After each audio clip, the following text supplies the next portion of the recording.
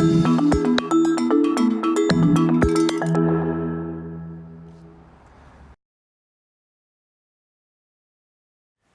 second part of the argument is that you look at the people working in big companies in that era.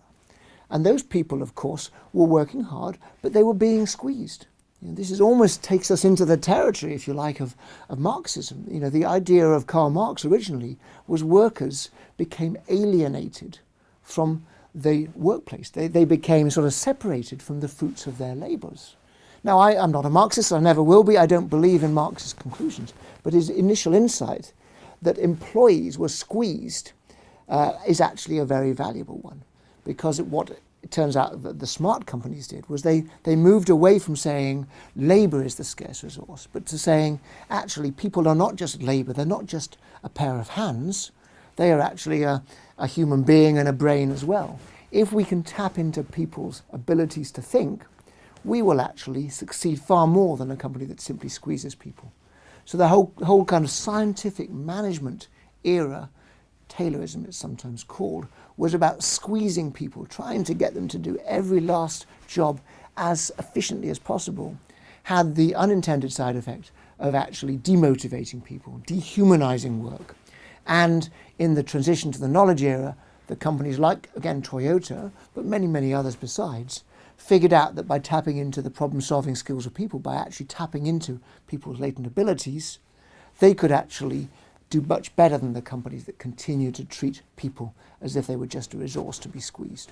So that, in summary, is an explanation for the transition from the industrial era to the knowledge era. So that's kind of the end of the first part of the story. Now what we're going to do is to kind of move into the future and to say to ourselves, can we use that same logic to predict what the business world of the future looks like? Because the previous chart I showed you two eras, the industrial era and then the knowledge era. Now let's imagine a chart which has got three eras, the industrial era, the knowledge era, and we will call it the post-knowledge era, simply because we don't really have a good name for it yet.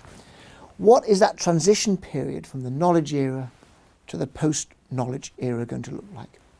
Are we in it at the moment? I don't know for sure, but I would like to argue that we are, roughly speaking, in a period where we can say that the returns to information and knowledge have plateaued. They are starting to diminish. And we need to start saying to ourselves what will become the next source of competitive advantage after that. So the questions that I'd like you to think about, and we're going to have an opportunity in the discussion forum to actually discuss this and kick it around a little bit. The questions I would ask you to think about are, what would a world with too much information look like? What would a world where information was a commodity look like? What would a world in which knowledge, the knowledge on which we base our decisions, was actually to some degree mature or commoditized or shared in such a way that we couldn't get advantage out of it anymore? What would that world look like? Because if we have a point of view on that, we can actually develop a point of view on what comes next. I'm going to give you my answer to that question now, but it's by no means the last word on this. I really would appreciate you to think about this and to figure out if you've got any better answers as well.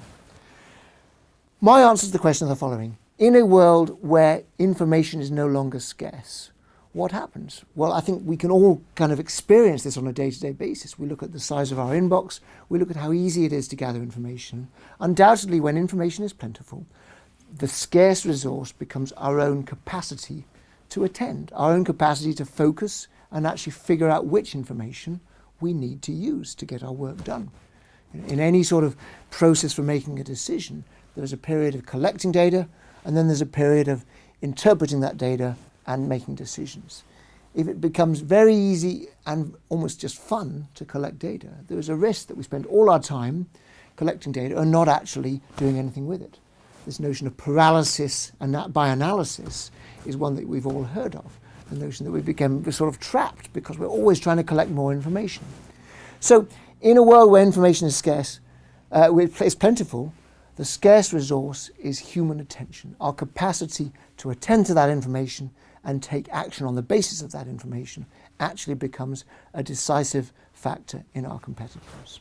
Let me take the second strand of that argument, which is this notion that we might even be in a world now where knowledge is so plentiful and so much shared amongst people that it no longer becomes the source of advantage. Now, that is a much tougher argument. I'm not going to say that it completely works, but I think it works in the following sense, which is that knowledge has many, many forms. But in business today, we become a little bit obsessed with what you might call formal or rational or scientific knowledge, the knowledge that is based on kind of deep science, the knowledge which is quantified.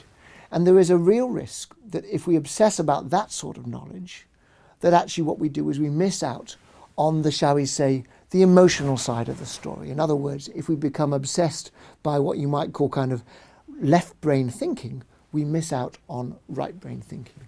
Any good decision that an organization makes requires a combination of hard scientific knowledge, but it also requires intuition and gut and judgment, which is the much more emotional and less scientific side of the brain. And so my argument is that if we obsess too much about scientific knowledge, there is a risk that we drive out our capacity to actually make smart decisions because we are actually surrendering the more emotional side of our brain. So for me, the future requires organizations to actually develop what I'm going to call emotional conviction. This notion that not only do we have to bring the right knowledge to bear in a scientific way, but we've also got to be able to tap into our intuition, our gut, our feelings about something and say this is useful information that helps us come to smarter decisions. So my view of the post-knowledge era in terms of what are the kind of the sources of competitiveness, I focus it down on two things, decisive action and emotional conviction. Think, for example, of earlier in 2014, Mark Zuckerberg, the Facebook chief executive, he bet $19 billion of shareholders' money on buying a company called WhatsApp. Now, history will show whether that was the smartest acquisition he ever made or the stupidest acquisition he may have made. It's just too soon to say. But one thing is for sure, was that that was a decision based on decisiveness. In other words, he acted incredibly quickly. The whole process took less than 3 months from start to finish. And it was based on deep emotional conviction. No amount of spreadsheets or analysis could have allowed him to come to the figure of $19 billion. He did that on the basis of what he believed. So that is an example of applying a rather different way of thinking to important business decisions. So those two factors are important. I'm not going to say for a second that information and knowledge are unimportant, neither are labour and capital unimportant. But what you can see with these three waves, and you can see the progressive use of additional sources of value, we can see that that gives us a point of view about how the business world is going to evolve in the future. This argument is going to come back at a couple of points in the course. I'm going to deliberately build in some thoughts about how this post-knowledge era and this decisive action and emotional conviction argument fits into our understanding of how organizations work and indeed how you as individuals do your job.